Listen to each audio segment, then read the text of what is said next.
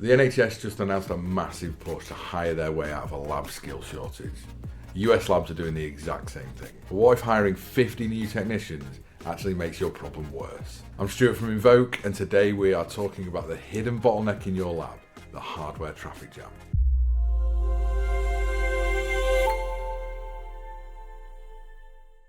So here's the reality. We need a stronger pipeline of lab techs. But let's say you actually get these people, where exactly are they training? In most labs, machines aren't just sitting idle waiting for trainees. They're running revenue generating, life-saving patient samples. We have to maintain competency. Your team has to earn PACE credits. Taking a massive complex analyzer offline to just train a new hire is like shutting down an entire runway just to teach one person to fly.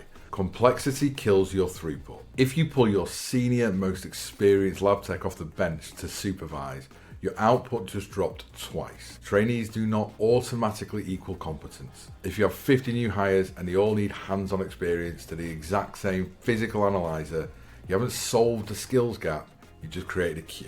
You can't scale a workforce using a one-at-a-time physical resource. This is where digital instrumentation and simulators come in. Not a cut-down marketing add-on, an actual lab infrastructure.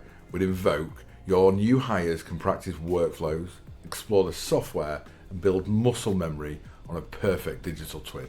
They can make their mistakes safely, and the physical instrument just keeps on running patient samples. Training and throughput have to stop competing with each other. The skills shortage isn't just about people, it's about access. We've just published a deeper dive on this and the way training has to evolve. I'll drop a link in the comments, give it a read, let me know what you think, and I'll catch you on the next one.